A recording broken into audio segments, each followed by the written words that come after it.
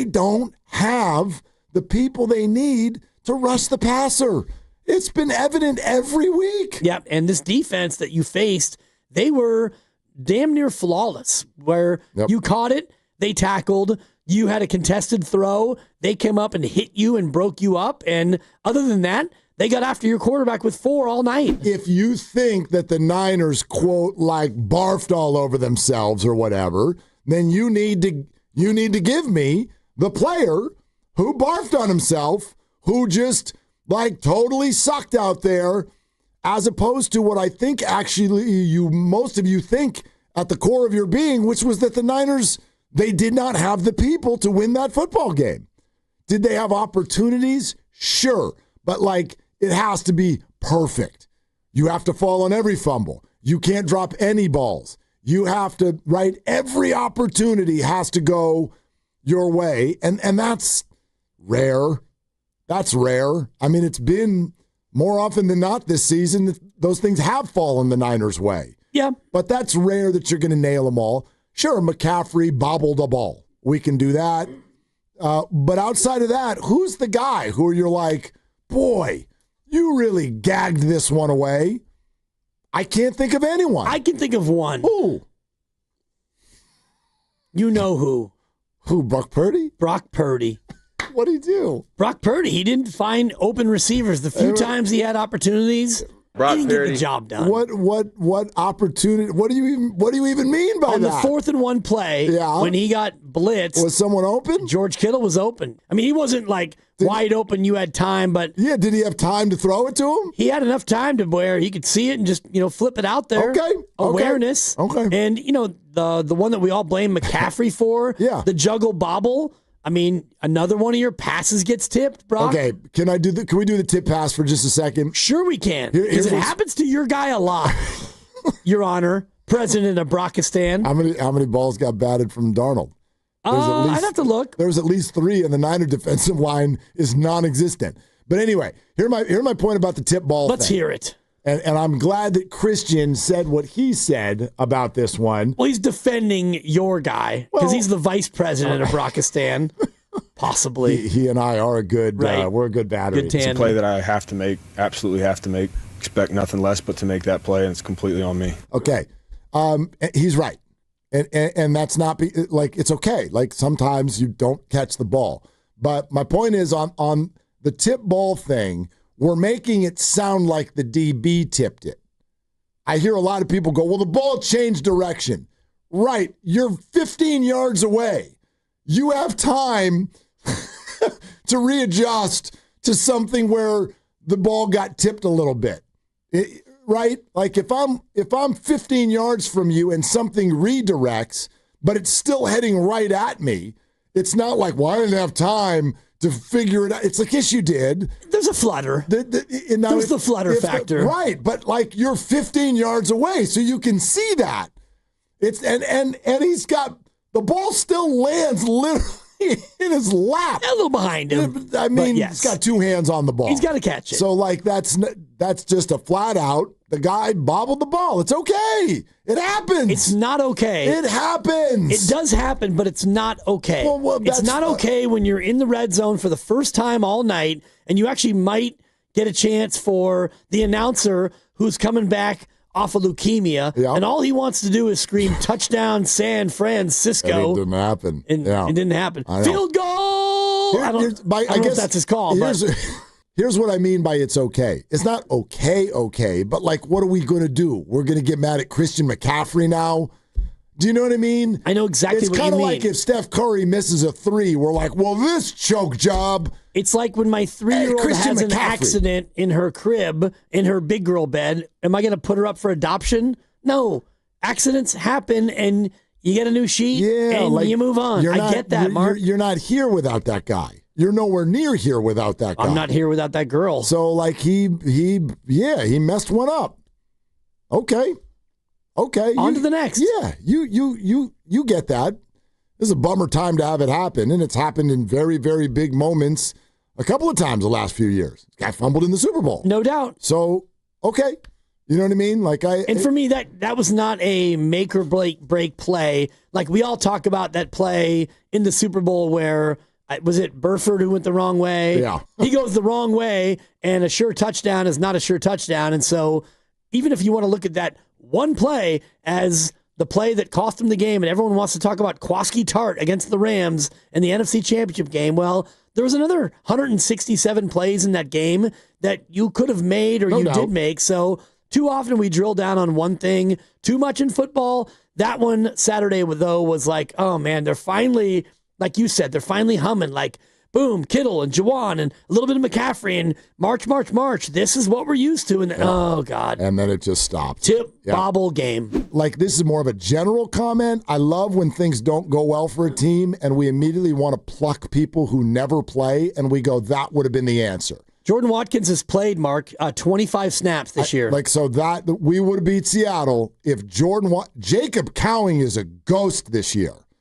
I don't even know where he is. He has not played a snap on offense or defense or special teams. Right. So the other one's Isaac Guerrero, who's played about 40% of the time on special, but never on offense. Like, to say that, and you're allowed to, but to say that would be no different than saying, you know what what would really get them on a winning streak?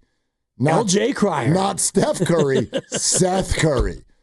We need the other Curry to do 38 minutes a night, and the Warriors will win. Like, that's not – I hope Jordan Watkins is a good player someday. Yeah. They were high on him in camp. He got hurt. I do know that learning this offense for wide receivers is really hard. Every wide receiver has always said that. And you have to block, so if you don't block, you don't get the rock. I'm not – very good, Dr. Seuss. Thank you. I don't know why – someone would think that is what would unlock everything. They need time. And you've got Sky Moore, who's actually kind of the go rowdiest guy that you have, but you don't run a lot of go routes on this team. And in order to do that, you have to have time. So if you want to go ahead and, I don't know, max protect, which would mean you have 7 blockers and you've got Brock. So now you've got 3 people in the route and they're going to have 7 guys covering. You're not going to catch them off guard. And oh my God, they're going to go max protect, and here goes Sky Moore down the field. We'll go ahead and just let him go. This offense doesn't do that, and this defense that you faced, they were damn near flawless, where you caught it, they tackled, you had a contested throw, they came up and hit you and broke you up, and other than that, they got after your quarterback with 4 all night. When you look at a performance like that, I find it hard to divorce myself from what we were all thinking halfway through the year. And even before this game, everybody said, man, it'd be amazing with all of this if they could just make the playoffs. It would be incredible if they could just make the playoffs. And I looked at the schedule, and the Niners play the Eagles this weekend, and it doesn't feel incredible. It doesn't feel incredible to a lot of you because we've arrived at this spot where, like, sort of an unfair carrot got dangled in front of our face. That's the way I look at it. The 1 seed was dangled in front of our face. The Niners are not the 1 seed. They're not. Look at them. No. Look at them. And they could have been, but that would have been a true miracle. They're allowed to be, but they don't have the horses to do that, and Jordan Watkins wouldn't have changed it. No. So I don't want that to sound like an excuse. It's not. It's actually just more of a reality check. Right. It's incredible that they lost for the first time in 2 months. That's unbelievable. It's really believable when you think about who they beat, but to expect them to then come out and beat Seattle, you lose to the Rams on November 9th, and the Rams motorboated you, and you were down 21-0, and that game was never close. Then you beat Arizona. They're terrible. You beat Carolina at home. They're a team with a losing record. I know they're a playoff team. Yeah. You beat Cleveland, and Cleveland had a rookie QB making his first ever start, and that was the end of a long road before the bye. You beat Tennessee. They're terrible. You beat a grandfather in Indy. You beat Chicago. Very impressive win against a good team, and it took every last ounce of everything to do that. And then Seattle, who now is the odds-on favorite to win the Super Bowl, they came in and they beat you. So between the Ram loss and the Seattle loss, you were 6-0. So is it unbelievable? No, but it's impressive. Like, there could have easily been a hiccup against Cleveland. I thought there would be. Yeah, they're in like a tough spot. Most teams have hiccups. That's kind of what I'm getting at. There's no hiccups. Yeah, I know. On the schedule. That's really good. You lost to Jacksonville, a playoff team. You lost at Tampa, and I mean, I guess they should be a playoff team. They're not. You lost at Houston. They're really good. You lost to the Rams and Seattle. So 4 of your 5 losses are to teams that are still dancing in January like you. We're talking earlier about micro and macro frustrations. The micro frustration is that either they didn't or they just never got a chance to try to move Brock Purdy around a little bit, get him out of the pocket, get some pace going with your drives on offense. That we finally saw there in the second half, and it worked, and then only because of the McCaffrey play did that not turn into points. So that was kind of frustrating. The macro frustration is I do think that the Niners need to look at the idea of if one of our greats goes down on our line is over. Like that feels a little bit too flimsy to me. Trent Williams doesn't play. Your offensive line is overwhelmed. Nick Bosa gets hurt, and you have the lowest sack total that your team has ever had in the history of its existence. They don't have the people they need to rush the passer.